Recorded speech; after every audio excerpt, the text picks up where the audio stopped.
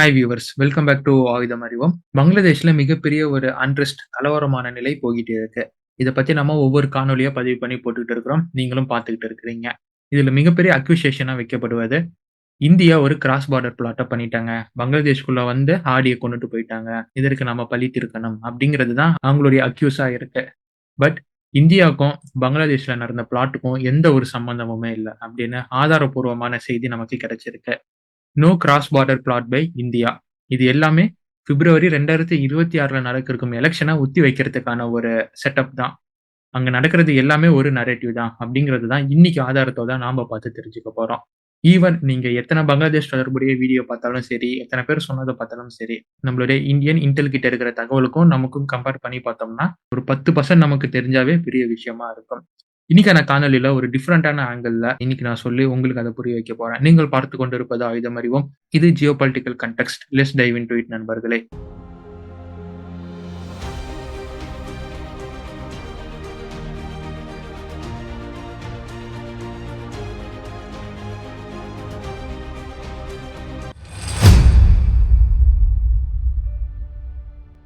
நாம ஃபர்ஸ்ட் ஒஸ்மான் ஹாடியின் இறப்புல இருந்து ஆரம்பிக்கலாமே. Osman Hardy December 12ஆம் தேதி தாக்குதலுக்கு உட்படுறான். டிசம்பர் 18ஆம் தேதி சிங்கப்பூர்ல வச்சுதான் அவன் இறந்ததாக அறிவிப்பு கொடுக்கப்படுது.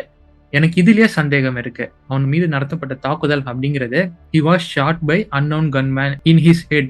அவன் தலையில துப்பாக்கி சூடு நடத்தப்படுது. நீங்க நினைச்சு பாருங்க, ஒருத்தன் தலையில சுடுறான், புல்லட் தலையில இந்த பக்கம் போய் அந்த பக்கம் வருதுன்னா அவன் 6 நாள் உயிரோட இருப்பானா? நான் மெடிக்கல் ஸ்டூடெண்ட் இல்ல, அஃப்கோர்ஸ் தெரியாம இருக்கலாம். ஒரு காமன் மேனா நினைச்சு பாருங்க, ஒரு தலையில புல்லட் போயிட்டு அந்த பக்கம் வருது, தலையில சுடப்படுறான், சிவியர் இன்ஜுரிங்கிறாங்க. ஆனா அவன் 6 நாள் உயிரோட இருக்கிறான்னா 6 நாள் கழிச்சு தான் அவன் சாவறான் அப்படின்னு சொல்றாங்க. இதோட இன்னொரு பெரிய டிராமா என்னன்னா, அவன் சுடப்பட்ட உடனே அவனை ஆம்புலன்ஸ்ல தூக்கிட்டு போகல. அங்க இருக்கும் ஒரு ரிக்ஷால தான் அவனை பக்கத்துல இருக்கும் ஹாஸ்பிட்டலுக்கு தூக்கிட்டு போயிருக்காங்க. அவன் டிசம்பர் 18ஆம் தேதி தான் உண்மையாலுமே இறந்தானா அப்படிங்கறது எனக்கு மிகப்பெரிய சந்தேகமா இருக்கு. 2வது, இது மாதிரி டிசம்பர் 18ஆம் தேதி அவன் சிங்கப்பூர் கொண்டு போன வாட்டி டிசம்பர் 18ஆம் தேதி அவன் இறந்தான் அப்படின்னு சொன்னாங்க. அவனுடைய இறுதி சடங்கப்ப பங்களாதேஷின் முக்கிய தலைவர்கள் air chief, navy chief, military chief மற்றும் யூனுஸ் கான் இவங்க எல்லாருமே நேரடியா அவனுடைய இறுதி சடங்குல கலந்துருக்காங்க. எதற்காக? அவன் என்ன தியாகியா? எல்லாருக்குமே அவனுடைய இறப்புல இருந்து ஒரு அரசியல் ஆதாயம் வேணும் அப்படிங்கிறது தான் இந்த நிகழ்வானது நமக்கு காமிக்கக்கூடியதாக இருக்கு. ஏன்னா எதற்காக யூனுஸ் கான் நேரடியா வரணும்? அவன் அவ்வளோ பெரிய ஆளா சொல்லுங்க. இருந்தாலுமே எல்லாருமே வராங்க, முக்கிய தலைவர்கள் எல்லாம் கலந்துக்கிறாங்க அப்படின்னா அவனுடைய இறப்பை அரசியல் ஆக்குறாங்க. அதுல இருந்து ஆதாயத்தை எடுக்கிறதுக்காக விரும்புறாங்க. வெல், இது ஒரு பக்கம் இருக்கட்டும். டிசம்பர் 12ஆம் தேதி ஹாதி மீது துப்பாக்கி சூடு நடத்தப்பட்ட உடனே திடீர்னு சவுண்ட் வருது. எங்கெங்கயோ இருந்து இந்தியாவை முடிச்சு கட்டிடணும், டெல்லி தான் இதற்கு காரணம், 7 சிஸ்டர்ஸை பிரிச்சிடணும் அப்படி இப்படின்னு திடீர்னு பங்களாதேஷ் முழுக்க சவுண்ட் வருது. டேய் எங்கடா இருந்து வரீங்க, யாரா நீங்க அப்படிங்கிற மாதிரி தான் திடீர்னு பங்களாதேஷ் முழுக்க ஆடிக்கு ஆதரவாக சவுண்ட் வருது. அதுலயும் குறிப்பா கிரேட்டர் பங்களாதேஷ் அப்படிங்கிற குரல் அங்க திடீர்னு வருது. சோசியல் மீடியால அவங்க நாட்டுல கிரேட்டர் பங்களாதேஷுக்கு ஆதரவான குரல்கள், அதற்கான போஸ்ட் அப்படின்னு வருது. திடீர்னு எதற்கு இது மாதிரி சவுண்ட் வருது அப்படின்னு கேட்டீங்கன்னா, இந்த ஹாடி தான் ஃபர்ஸ்ட் பர்சன் கிரேட்டர் பங்களாதேஷ் மேப்பை உருவாக்குனதா இருக்கட்டும், வெஸ்ட்ல இருக்கும் சில பகுதிகளை அவங்க நாட்டு கூட இணைச்சு மேப்பை வெளியிட்டதா இருக்கட்டும், அதெல்லாமே இவனுடைய கைவண்ணம் தான். இவன் தான் அதற்கு விதை விதிச்சவன். இதை தொடர்ந்து தான் யூனுஸ் பாகிஸ்தானின் சீஃபுக்கு வந்து ஒரு புக் கொடுத்தாரு பாருங்க. அதுல கூட இந்தியாவின் சில பகுதிகளை கிரேட்டர் பங்களாதேஷ் மேப் மாதிரி காமிச்சிருந்தாங்க எல்லாமே. இது எல்லாமே ஆரம்பிச்சது ஹாடி தான்.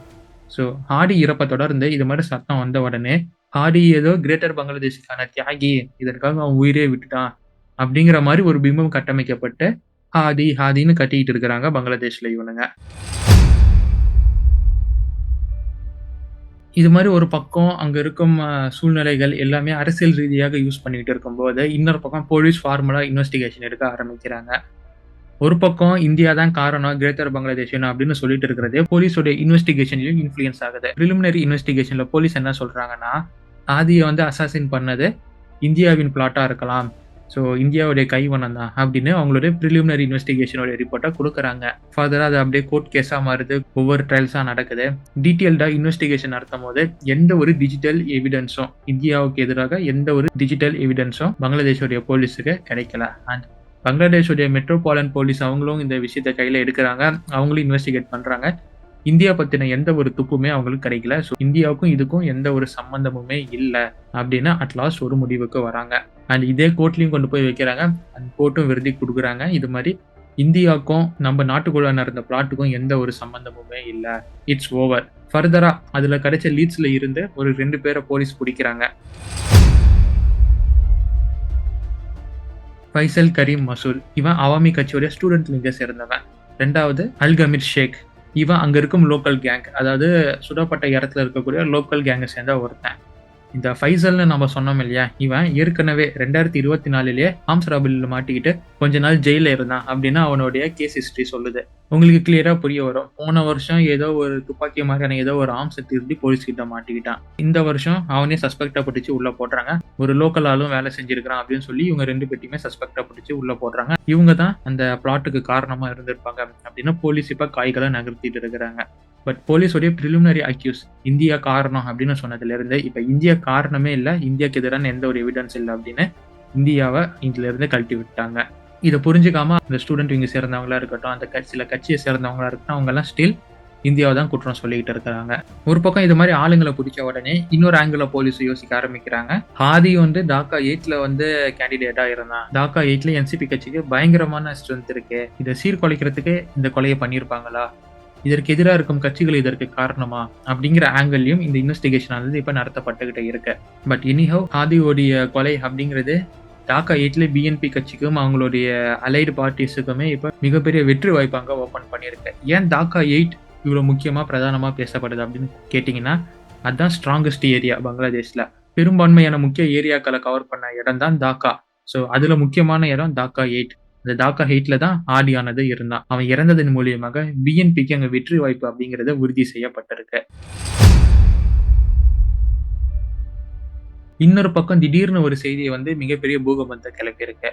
ஹாதியோடைய பிரதர் அவன் என்ன சொல்லியிருக்கிறான்னா, யூனுஸ் அரசாங்கம் தான் இதற்கு காரணம், ஹாதியை கொலை பண்ணது யூனுஸ் அரசாங்கம் தான் அப்படின்னு திடீர்னு அரசியல் லாபத்திற்காக யூனுஸ் அரசாங்கம் தான் மறைமுகமா இந்த கொலையை செஞ்சுட்டு இந்தியா மேல பழிய தூக்கி போட்டாங்க அப்படின்னு சொல்றான். இந்த செய்தி நேத்துல இருந்து ரொம்ப பரபரப்பா பேசப்பட்டு இருக்கு. ஆனா இதற்கு முன்னாடி ஒரு நாளைக்கு முன்னாடி ஹாதியோடைய சிஸ்டர், அக்காவோ தங்கச்சியோ இருக்கலாம், பட் சிஸ்டர் அவங்க என்ன சொல்றாங்கன்னா, இந்தியா தான் காரணம், இந்தியா தான் மறைமுகமா ஹாதியை கொலை பண்ணிட்டு அவாமி லீகுக்கு ஆதரவாக செயல்படுறாங்க அப்படின்னு ஹாதியோடைய சிஸ்டர் சொல்றாங்க. ஸோ சிஸ்டர் ஒரு மாதிரி இந்தியா காரணம்னு சொல்றாங்க, பிரதர் ஒரு மாதிரி யூனஸ் அரசாங்கம் தான் காரணம்னு சொல்றாங்க. குடும்பத்துக்குள்ளேயே கொலை செய்யப்பட்டவன் எப்படி கொலை செய்யப்பட்டான் அப்படின்னு தெரியாம இருக்கும்போது ஒருத்தன் இந்தியா காரணங்கிறான், இன்னொருத்தங்க பங்களாதேஷ் தான் காரணம் அப்படிங்கிறாங்க. ஸோ இதுதான் நான் உங்களுக்கு சொல்ல வந்தேன். பட் கதை இதோட நிக்கல. நம்ம எல்லாருமே நினைச்சிட்டு இருக்கிறோம் ஏதோ இந்த கலவரத்துல திபு சந்திரதாஸ் மட்டும்தான், அதாவது சிறுபான்மையினர் ஹிந்து அப்படிங்கிற காரணத்தினால இவன் தான் கொல்லப்பட்டிருக்கிறான், இவன் தான் லிச் பண்ணியிருக்கிறாங்க அப்படின்னு நினைச்சிட்டு இருக்கிறோம். அப்படி இல்லை. இவனை தொடர்ந்து இன்னொருத்தன் மீதும் பயங்கரமான தாக்குதல் நடத்தப்பட்டிருக்கு. அவன் இப்ப சீரியஸ் கண்டிஷன்ல ஹாஸ்பிட்டல்ல அனுமதிக்கப்பட்டிருக்கிறான். திபு சந்திரதாஸோடைய லிஞ்சிங் அப்பவே யூனஸ் கான் சொல்லியிருந்தாப்புல, இது மாதிரி இதெல்லாம் ஏத்துக்க முடியாத ஒண்ணு, என்னுடைய நியூ பங்களாதேஷ்ல இது மாதிரி நடக்கிறது எல்லாமே நான் ஏத்துக்க மாட்டேன் அப்படின்னு. அப்ப எப்படி இன்னொரு ஒரு உயிரிழப்பு ஏற்படக்கூடிய அளவுக்கு ஒரு தாக்குதல், அதுவும் சிறுபான்மை ஹிந்து மேல ஒரு தாக்குதல் நடந்திருக்கு. கோபால் பிஸ்வாஸ் அவன் மைனாரிட்டி ஹிந்து பங்களாதேஷ்ல, அவன் மீதுதான் இந்த அளவுக்கு சிவியரான தாக்குதல் நடந்து அவன் இப்ப சீரியஸான கண்டிஷன்ல பங்களாதேஷ் ஹாஸ்பிட்டல்ல உயிருக்கு போராடிட்டு இருக்காப்ல. இது மாதிரியான ஹிந்து மைனாரிட்டிக்கு எதிராக எதற்கு தாக்குதல் நடத்தப்படுது அப்படின்னு கேட்டீங்கன்னா, ஹிந்து மைனாரிட்டி ஓட் அப்படிங்கிறது ஒரு மேஜர் இன்ஃப்ளூயன்ஸா இருக்கு பங்களாதேஷ்ல. ஸோ இது மாதிரி ஹிந்துக்களை பயமுறுத்தி அவங்களை வீட்டில இருந்து வெளியில வராம பண்ணி அவங்கள தாக்கிட்டு அவங்களை டிஸ்பிளேஸ்மெண்ட், அதாவது பங்களாதேஷ்ல இருந்து துரட்டி விடணும் அப்படிங்கிற நோக்கத்தோட அவங்க வீட்டுக்கு தீ வைக்கிறதா இருக்கட்டும், அவங்க மீது கலவர தாக்குதல் நடத்துறதா இருக்கட்டும், இதெல்லாம் உருவாக்கி அவங்க மனசுல ஒரு பயத்தை விதைவிச்சு எலெக்ஷன்ல அவங்கலாம் வரவே கூடாது, அவங்களுடைய ஓட் எலெக்ஷன் அப்ப கணிசமா குறையணும், அவங்க ஒரு மேஜர் இம்பாக்டா இருக்கக்கூடாது அப்படிங்கிறது தான் இது மாதிரியான தாக்குதலுக்கு பின்னாடி இருக்கும் காரணமாகவும் அனலைஸ் செய்யப்பட்டு சில அனலிஸ்டால சொல்லப்பட்டுக்கிட்டே இருக்கு. ஸோ ஒரு பக்கம் கிளியரா ஹாதியோடைய கொலை எந்த அளவுக்கு அரசியல் லாபத்தை நோக்கி போயிட்டு இருக்கு, அண்ட் எப்படி இதெல்லாம் ஒரு ஸ்கிரிப்ட் மாதிரி நடந்துட்டு இருக்கு அப்படின்னு நீங்க தெரிஞ்சிருப்பீங்க. அண்ட் இதுல இந்தியா எப்படி உள்ள கொண்டு வந்தாங்க, அண்ட் இப்ப இந்தியா இல்ல அப்படின்னு இவங்களே எப்படி சொல்றாங்க அப்படிங்கிறத நீங்க தெரிஞ்சிருப்பீங்க. இதை நான் சும்மா வாய் வார்த்தையா இந்தியா இருக்குன்னாங்க, இந்தியா இல்ல அப்படின்னு சொன்னாங்கன்னா நீங்க யாரும் நம்ப மாட்டீங்க. அதனாலதான் இவ்வளவு டீட்டெயிலா இவ்வளவு நியூஸை கேதர் பண்ணி உங்களுக்கு ஒவ்வொன்றா சொல்லி புரிய வச்சிருக்கிறேன், இந்தியா இதற்கு பின்னாடி இல்ல அப்படிங்கிறத. ஸோ இதை பற்றின உங்களின் கருத்துக்கள் என்ன, அந்த பங்களாதேஷ்ல நடக்கிறத பத்தி நீங்க என்ன நினைக்கிறீங்க அப்படின்னு கமெண்ட்ல விடுங்க. And we are going to cover lot of news, my dear friends. பல நியூஸை இன்டெப்தா அனலைஸ் பண்ணி நம்ம கவர் பண்ணி உங்களுக்கு சொல்ல போறோம். இதெல்லாம் நீங்க தெரிந்து கொள்றதுக்கு ஆயுதம் அறிவும் அப்படிங்கிற நம்ம யூடியூப் டிஃபென்ஸ் சேனலுக்கு சப்ஸ்கிரைப் பண்ணுங்க. அண்ட் ஃபாலோ பண்ண ஆரம்பிங்க. Until it's signing off from ஆயுதம் அறிவோம். And stay tuned for next video. நன்றி, வணக்கம்.